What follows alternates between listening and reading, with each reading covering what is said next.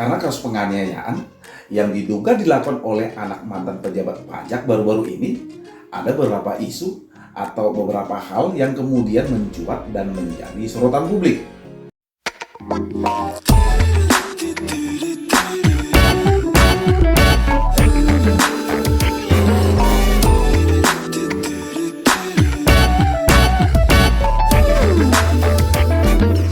Baru-baru ini lagi rame-ramenya di media massa terkait dengan kasus pengeroyokan yang diduga dilakukan seorang anak mantan pejabat pajak.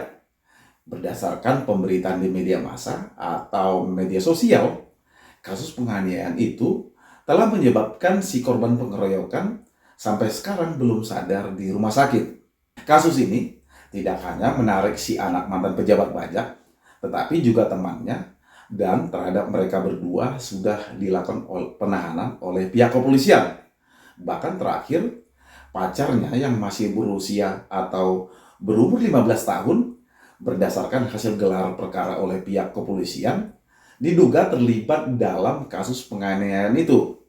Catatannya, karena pacarnya tersebut masih berumur 15 tahun atau belum dewasa secara hukum pidana, maka istilah tersangka diganti menjadi istilah anak yang berkonflik dengan hukum atau pelaku anak. Pelaku dijerat dengan menggunakan pasal 76C Junto pasal 80 Undang-Undang Nomor 35 Tahun 2014 tentang perubahan atas Undang-Undang Nomor 23 Tahun 2002 tentang perlindungan anak, subsidiar pasal 351 ayat 2 tentang penganiayaan berat dengan ancaman hukuman penjara selama 5 tahun dan denda 100 juta rupiah.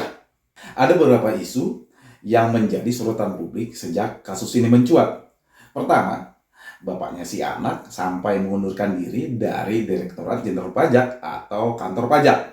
Bahkan sekarang ini, si bapak sedang dalam radar PPATK dan telah diminta klarifikasi di gedung KPK atas harta kekayaan sebesar 56,1 miliar rupiah yang tercatat dalam laporan harta kekayaan penyelenggara negara atau LHKPN. Informasi terbaru, rekening konsultan pajak yang berkaitan dengan si bapak tersebut itu diblokir. Jadi, bukan tidak mungkin kasus ini bisa merembet kemana-mana.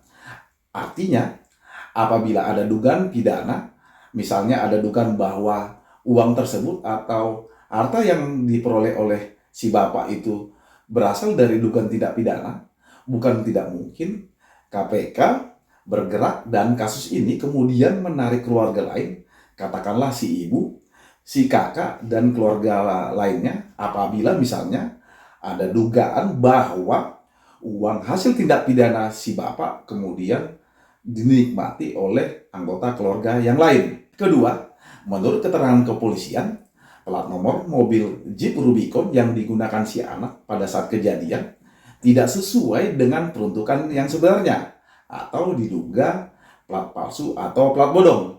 Alasan dari si pelaku ingin menghindari adanya tilang elektronik atau e-tilang.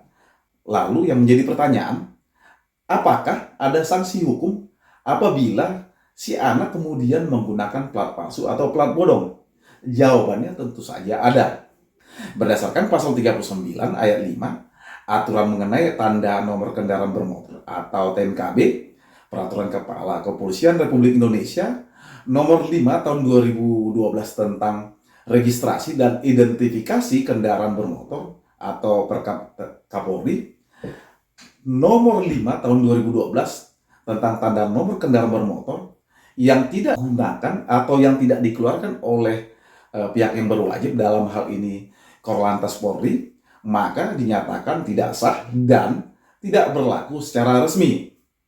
Artinya, kalau ada dugaan pemalsuan atas STNK atau plat nomor kendaraan tersebut, maka dalam hal ini pihak kepolisian bisa melakukan penilangan, termasuk itu melakukan proses secara hukum pidana atas dugaan pemalsuan dengan menggunakan pasal 280 dengan pidana kurungan atau pidana penjara itu paling lama 2 bulan atau denda paling banyak Rp500.000. Kalau ada dugaan STNK yang juga palsu, maka pelaku juga bisa dijerat dengan menggunakan pasal 288 ayat 1 dengan ancaman penjara itu dengan kurungan 2 bulan atau denda paling banyak Rp500.000. Si pelaku yang menggunakan plat palsu bisa dijerat juga dengan menggunakan pasal 263 KUHP lama atau 391 KUHP baru atas dugaan pemalsuan surat karena membuat atau menggunakan STNK palsu. Ancamannya tidak main-main, yaitu 6 tahun penjara. Yang ketiga, isu tentang agar batas umur dewasa secara pidana kembali mencuat di hadapan publik. Karena memang sekarang ini banyak kasus pidana yang pelakunya dilakukan oleh anak di bawah umur 18 tahun. Sementara berdasarkan pasal 20 Undang-Undang Nomor 11 Tahun 2012 tentang Sistem Peradilan Anak, apabila tindak pidana dilakukan oleh anak sebelum berumur 18 tahun, maka si anak yang telah berumur 12 tahun tapi belum berumur 18 tahun akan diajukan sidang ke pengadilan setelah si anak tersebut itu melampaui batas umur 18 tahun. Jadi, kalau pelakunya masih dikategorikan sebagai anak, maka si anak tersebut itu bisa dikasih hukuman peringatan, hukuman pembinaan, atau dikembalikan kepada orang tua. Kalaupun dihukum juga harus menunggu umur 18 tahun. Itu pun kalaupun si anak tadi itu diajukan ke sidang pengadilan anak misalnya, ancaman hukumannya maksimal setengah dari ancaman hukuman yang diberikan kepada orang dewasa secara hukum pidana. Keempat, para pejabat banyak yang meramai-ramai melakukan penjualan atas motor gedenya atau mogenya. Di situs penjualan moge, banyak pemilik menjual moge seperti moge dengan merek Harley Davidson. Harganya sekitar 600 sampai 700 jutaan. Artinya, karena kasus ini juga berdampak kepada dealer atau produsen dari motor gede atau moge yang bermerek Harley Davidson. Omset Harley Davidson juga berkurang akibat adanya kasus ini. Pertanyaannya, kira-kira menurut teman-teman, apakah Harley Davidson juga bisa melakukan upaya hukum terhadap pelaku dugaan penganiayaan akibat adanya kasus ini sehingga berdampak kepada penjualan dari produsen atau dealer dari Harley Davidson? Demikian dari saya. Semoga hal-hal yang saya sampaikan ini dapat bermanfaat buat teman-teman sekalian. Salam dari saya.